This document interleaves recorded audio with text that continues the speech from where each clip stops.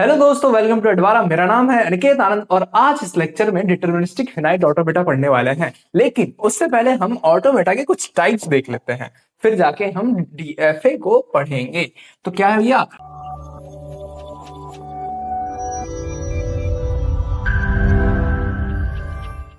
Types of automata को समझते हैं। क्या क्या है हमारे सिलेबस में, कितने टाइप्स के ऑटोमेटा गिवन है। चलिए, बेसिकली तीन टाइप्स के ऑटोमेटा गिवन है। सबसे पहले एक तो फिनाइट ऑटोमेटा, जिसका की ओवरव्यू हम लेते आ रहे हैं अभी तक। एंड देन फिर है हमारे पास एक पुश डाउन ऑटोमेटा। क्या भैया, push down automata. And then एक लास्ट आता है हमारे पास ट्यूरिंग मशीन। ठीक है, ट्यूरिंग मशीन। ये तीन तरह के ऑटोमेटास हम देखने वाले हैं इस पूरे बैच में हमारे सिलेबस में, क्योंकि ये तीन दिया हुआ है। ठीक है, तो ये जो है फिनाइट ऑटोमेटा के ऊपर यूनिट 1 और यूनिट 2 बेस्ड है, ये यूनिट 4 बेस्ड है, एंड ये जो है यूनिट 5 में कवर करने वाले हैं। ठीक है, चलिए अब समझते हैं कि फिनाइट ऑटोमेटा को भी दो तरीकों में डिवाइड किया गया है, दो तरीकों में कैटेगराइज किया गया है। क्या क्या है, सबसे पहला तो ऐसा फिनाइट ऑटोमेटा जो कि क्या करता हो, आउटपुट को प्रोड्यूस नहीं करता हो, विदाउट आउटपुट वाले ऑटोमेटा भी गिवन है। एंड हमारे पास कुछ ऐसे फिनाइट ऑटोमेटा है जो कि क्या करता है, आउटपुट प्रोड्यूस करता है। ठीक है, 1 एंड 2 इस सीरीज में हम सारे ऑटोमेटास कवर करने वाले हैं। चलिए अब जो विदाउट ऑटोमेटा है वो क्या क्या है, इसको भी फर्दर तोड़ देते हैं भैया। यहां पे आता है डीएफए एंड एनएफए। चलिए, ये डीएफए क्या है, डिटर्मिनिस्टिक फिनाइट ऑटोमेटा है, और ये एनएफए क्या है, नॉन डिटर्मिनिस्टिक फिनाइट ऑटोमेटा है। इससे पिछले वाले लेक्चर में हमने देख लिया कि क्यों इसे डीएफए और क्यों इसे एनएफए कहा गया है। लेकिन इस लेक्चर में भी हम एक बार रिवाइज और एक बार ओवरव्यू और लेंगे कि क्यों इन दोनों को कैटेगराइज किया गया है। ठीक है, अब एनएफए में फर्दर एक टाइप के और हमारे पास टाइप्स प्रेजेंट हैं, जो कि होता है एप्सिलॉन एनएफए। इट मींस इसमें एप्सिलॉन जुड़ चुका है। अगर एप्सिलॉन एनएफए की बात करें तो इसमें एक ऐसा ट्रांजिशन प्रेजेंट होगा भैया कि बिना किसी इनपुट सिंबल के हेल्प से भी दूसरे स्टेट पर मूव कर पाएंगे। और क्योंकि बिना किसी इनपुट सिंबल का हेल्प ले रहे हैं तो इट मींस वो क्या होगा भैया, वो सिंबल होगा एप्सिलॉन। इसीलिए इस एनएफए को क्या कहा गया है, एप्सिलॉन एनएफए कहा गया है। ये फर्दर एनएफए का ही एक तरह का मतलब टाइप है। ठीक है, तो ये दोनों जो है किस पे बेस्ड है, विदाउट आउटपुट पे बेस्ड है। यानी कि ये दोनों फिनाइट ऑटोमेटा आउटपुट प्रोड्यूस नहीं कराता है, सिर्फ रिकॉग्नाइज करता है एक लैंग्वेज को कि वेदर उस लैंग्वेज से बिलोंग कर रहा कोई स्ट्रिंग एक्सेप्ट हुआ है या फिर नहीं हुआ है, ये चेक करते हैं हम इससे। ठीक है, अब अगर विथ आउटपुट की बात करें तो हमारे पास यहाँ पर भी दो मशीन पर प्रेजेंट है। पहला तो मूरे मशीन, एंड देन हमारे पास एक और है मिले मशीन। अब जैसे इस ऑटोमेटा में इनपुट देंगे वैसे वैसे हमें इनपुट के साथ साथ आउटपुट भी मिलने वाला है। तो ये क्या करता है, आउटपुट भी साथ साथ प्रोड्यूस करता है। तो ये बेसिकली टाइप्स ऑफ ऑटोमेटा है जो कि हम कवर करने वाले हैं आगे आने वाले वीडियोस में। चलिए अब हम बात करते हैं सबसे फर्स्ट टाइप की, जो कि है DFA. DFA stand for deterministic finite automata. और ये क्या करता है कि एक समय पर एक इनपुट सिंबल के लिए सिंगल ट्रांजिशन परफॉर्म करता है। इट मींस कि कोई हमारा सबसे पहले तो कोई ऑटोमेटा होगा, वो किसी ना किसी स्टेट पर जरूर प्रेजेंट होगा। ठीक है, अब उस स्टेट पर कोई पार्टिकुलर इनपुट सिंबल आया, ठीक है, लेट्स से कोई 0 आया input as a input, and वो ऑटोमेटा क्या किया, 0 इनपुट देख के ही क्या किया, स्टेट का ट्रांजिशन परफॉर्म किया। इट मींस किसी एक उस पार्टिकुलर स्टेट से किसी दूसरे स्टेट पर मूव कर गया। और ये सिर्फ सिंगल ट्रांजिशन परफॉर्म करना होना चाहिए। इट मींस अगर 0 आ रहा है तो 0 के लिए सिर्फ एक ही ट्रांजिशन डिटरमाइंड हो। ऐसे ऑटोमेटा को क्या कहते हैं, ऐसे ऑटोमेटा को डीएफए कहते हैं। ठीक है, अब जैसे ही हम इनपुट सिंबल चेंज करेंगे स्टेट का ट्रांजिशन बदल जाएगा, लेकिन एक इनपुट सिंबल के लिए एक ही यूनिक ट्रांजिशन होना चाहिए। यही है डिटर्मिनिस्टिक फिनाइट ऑटोमेटा। आइए एक बार डेफिनेशन की बात करें तो क्या है, बेसिकली ये तो टाइप्स ही है। अब डेफिनेशन की बात करें तो क्या है, a finite automata which has finite number of states in which there is a unique and single move from one state to another with same input symbol is called deterministic finite automata. यानी कि किसी एक particular input symbol के लिए सिर्फ एक ही transition available हो जो कि किसी एक स्टेट से दूसरे स्टेट पर लेके जा रहा होगा, लेकिन जैसे ही इनपुट सिंबल चेंज होता है उसके लिए भी ट्रांजिशन क्या हो जाए, अलग हो जाए। यानी कि उसके लिए भी क्या हो, एक सिंगल ट्रांजिशन अवेलेबल हो, उसे क्या कहते हैं, डीएफए कहते हैं। Each pair of state and input symbol there is one and only one transition to meet next state. अब अगर मेरे पास कोई एक स्टेट है और कोई इनपुट सिंबल है, ठीक है, तो इन दोनों पेयर के लिए सिर्फ क्या हो, एक ही ट्रांजिशन अवेलेबल हो जो कि नेक्स्ट स्टेट पर मूव कराता हो। ठीक है, ये है बेसिकली डीएफए यानी कि डिटर्मिनिस्टिक फिनाइट ऑटोमेटा। और इसको सिंपलेस्ट मॉडल ऑफ कंप्यूटेशन कहा जाता है क्योंकि सरल और सिंपल होता है। हर एक स्टेट के लिए एक एक इनपुट एक एक ट्रांजिशन डिफाइन होता है, इसीलिए इसको सिंपल कहा जाता है। ठीक है, तो ये थी डीएफए की कहानी। अब अगर हमें क्या सॉरी अगर हमें फॉर्मली डिफाइन करना हो, यानी कि हमने क्या देखा, ये क्या था, एक इनफॉर्मल टाइप के डेफिनेशंस थे। अब अगर फॉर्मली डिफाइन करना हो किसी भी डीएफए को तो कैसे करेंगे भैया, हम क्या कर सकते हैं, पांच टपल्स के हेल्प से हम क्या करते हैं, किसी भी डीएफए को फॉर्मली डिफाइन कर सकते हैं, जिससे कि एक कंप्लीट ओवरव्यू, कंप्लीट इंफॉर्मेशन मिल सकता है हमारे उस पार्टिकुलर डीएफए का। ठीक है, तो सबसे पहले क्या आता है, सबसे पहले क्यू आता है, और क्यू डिटरमाइन करता है कि सेट ऑफ ऑल स्टेट्स का। ठीक है, यानी कि अगर कोई डीएफए में जो भी नंबर ऑफ स्टेट्स गिवन होंगे उसको अगर एक सेट में लिख दें तो वो सेट क्या कहलाएगा, क्यू कहलाएगा। ठीक है, तो क्यू से क्या रिप्रेजेंट होता है, सेट और स्टेट्स के सेट को रिप्रेजेंट करते हैं। फिर आता है हमारे पास अल्फाबेट, और अल्फाबेट से हम रिप्रेजेंट करते हैं जितने भी इनपुट सिंबल का यूज किया गया है उस डीएफए में, वो उसके सेट को। ठीक है, तो अल्फाबेट से क्या डिटरमाइन होता है, इनपुट सिंबल्स को डिटरमाइन कर सकते हैं। एंड हर एक डीएफए के लिए कोई ना कोई ट्रांजिशन फंक्शन जरूर अवेलेबल होगा, जिसके बेसिस पर वो डिसाइड करता है कि अगर ये इनपुट सिंबल आया तो उससे हम किस स्टेट पर मूव करेंगे। ठीक है, तो ये होता है ट्रांजिशन फंक्शन, और ये हर एक डीएफए के लिए डिफाइन होता है, चाहे कोई भी ऑटोमेटा क्यों ना हो। फिर क्यू नॉट पे आते हैं। इनिशियली जो भी हमारा डीएफए है वो किस स्टेट में प्रेजेंट है उसको हम क्या करते हैं, क्यू नॉट से रिप्रेजेंट करते हैं। चलिए, अब लास्ट टपल आता है एफ। एफ क्या बताता है, फाइनल स्टेट के सेट को बताता है कि अगर स्ट्रिंग के एक्सेप्टेंस को पता करना है तो हम जिस भी स्टेट से पता कर पाएंगे, यानी कि अगर वो स्ट्रिंग हमारे फाइनल स्टेट पर पहुंचा तो हम समझेंगे कि क्या हो गया, वो स्ट्रिंग हो गया है एक्सेप्ट। तो ये किससे कर रहे हैं, ये हम फाइनल स्टेट्स के कर रहे हैं, और जितने भी फाइनल स्टेट्स होंगे अगर हम उसको एक सेट में रख देते हैं तो वो क्या डिटरमाइन करता है भैया, एफ को डिटरमाइन करता है।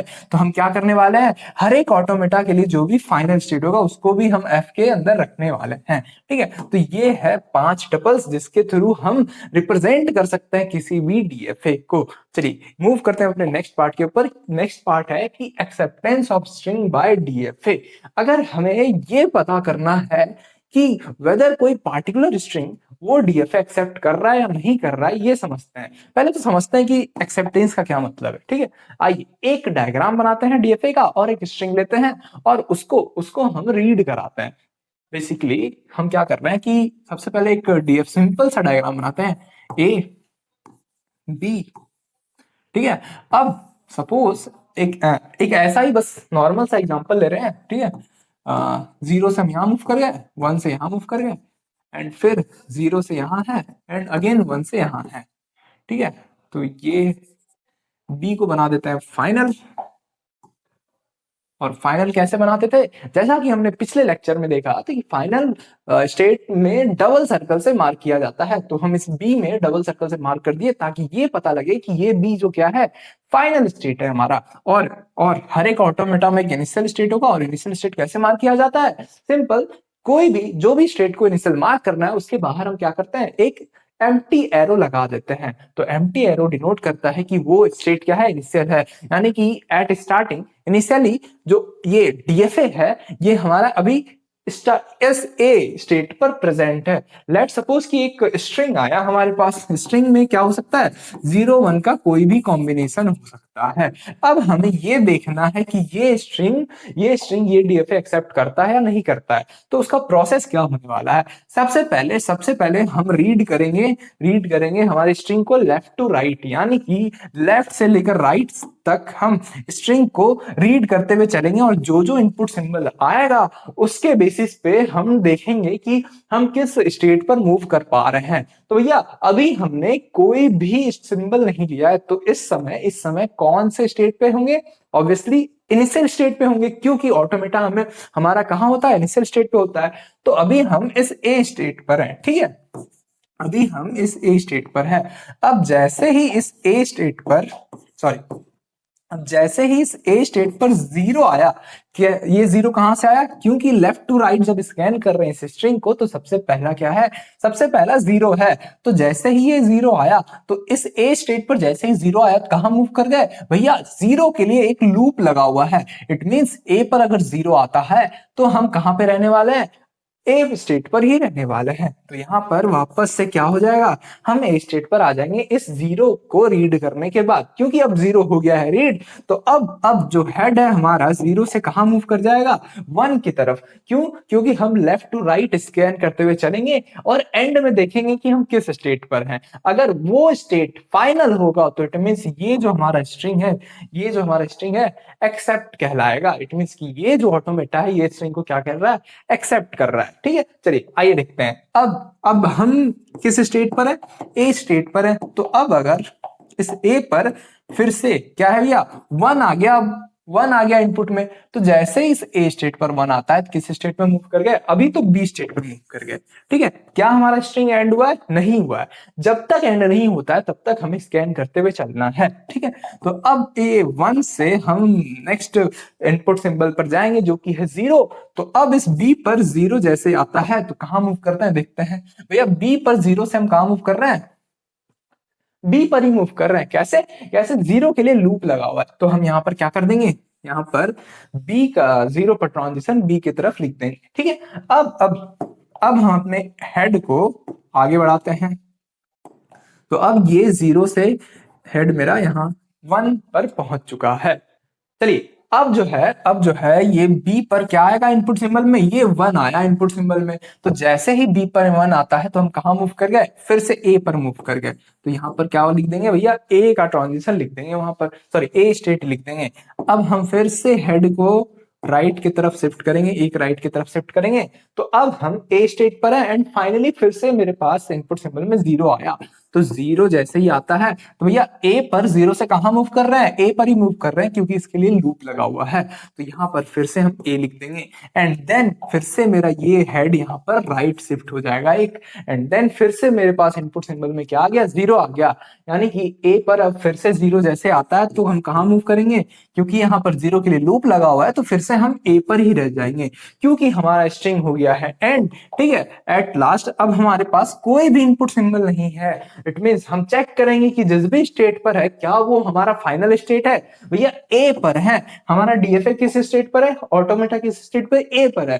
तो क्या ये ए हमारा फाइनल स्टेट है, नहीं भैया, ए हमारा फाइनल स्टेट नहीं है। इट मींस जो ये वाला स्ट्रिंग है, ये वाला स्ट्रिंग एक्सेप्ट नहीं हुआ। ठीक है, तो यहां पर डीएफए क्या कहेगा कि ये जो स्ट्रिंग है ये स्ट्रिंग एक्सेप्ट नहीं हुआ है। यानी कि एक्सेप्ट करा, अगर ये स्ट्रिंग एक्सेप्ट कराना मतलब करता है तो इट मींस वो स्ट्रिंग से एट लास्ट हमारा डीएफए किस स्टेट पर होना चाहिए, हमारे फाइनल स्टेट पर होना चाहिए। चलिए लेट सपोज कि यहां पर एक होता इस पूरे स्ट्रिंग में, तो हमारा हेड लास्ट में कहां होता, इस 1 पर होता। और जैसे ही इस ए स्टेट पर जैसे ही फिर से 1 आ जाता तो कहां मूव कर जाते, 1 से बी की तरफ मूव कर जाते, क्योंकि अब हो गया है हमारा स्ट्रिंग कंप्लीट।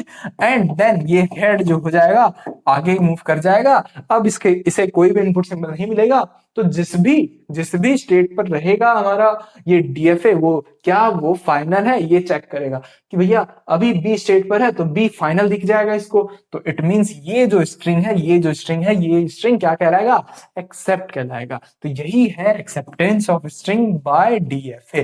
कि कैसे चेक करते हैं कि हम लेफ्ट टू राइट जो है स्कैन करते हुए चलते हैं सारे इनपुट सिंबल को हमारे स्ट्रिंग में जो भी होगा, और उसके बेसिस पर हम ट्रांजिशन देखते हुए चलते हैं, और लास्ट में अगर वो स्ट्रिंग कंप्लीट होने के बाद, कंप्लीट रीड होने के बाद अगर वो ऑटोमेटा हमारा फाइनल स्टेट पर रुकता है तो वो स्ट्रिंग जो है एक्सेप्टेड कहलाएगा उस डीएफए के थ्रू। चलिए, string is considered accepted by a deterministic finite automata if the machine reads the entire string from the left to right symbol by symbol and ultimately halts in a final या फिर accepting state. Final state को ही accepting state का नाम दिया गया है। ठीक है, तो ये तरीका रहने वाला है कि कैसे किसी स्ट्रिंग को चेक करना है कि वेदर वो एक्सेप्टेड है या नहीं है। ठीक है, हाउ इट वर्क्स में अच्छे से स्टेप्स भी गिवन है कि the DFA start from the initial state, it reads the input string one symbol at a time. ठीक है, for each symbol it moves to the next state according to the transition function. After reading the whole string,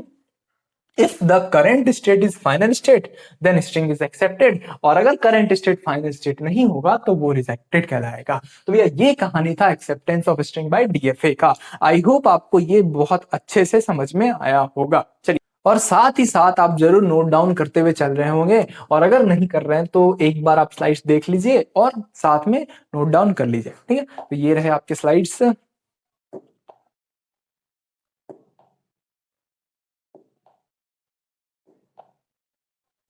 तो चलिए, ये था आज के इस video के अंदर। नेक्स्ट वीडियो में हम डीएफए बनाना सीखने वाले हैं कि कैसे हम डीएफए को कंस्ट्रक्ट कर सकते हैं कुछ रूल्स के साथ। ठीक है, तो आज का लेक्चर आई होप आपको पसंद आया होगा। तो चलिए दोस्तों, आगे बढ़ने से पहले अगर आपको ये डेमो लेक्चर्स अच्छे लग रहे हैं तो डिस्क्रिप्शन में कंप्लीट बैच की लिंक मिल जाएगी, जाके वहां से आप कंप्लीट इस सब्जेक्ट को पढ़ाई कर सकते हैं। आप edvara.in पर भी जाके अपनी यूनिवर्सिटी के हिसाब से अपनी ब्रांच सेलेक्ट करिए और वहां पर भी जाके अपने सेमेस्टर पे क्लिक करिए, और सेमेस्टर के अंदर आप सारे ही उस सेमेस्टर के सब्जेक्ट को एक्सेस कर सकते हैं।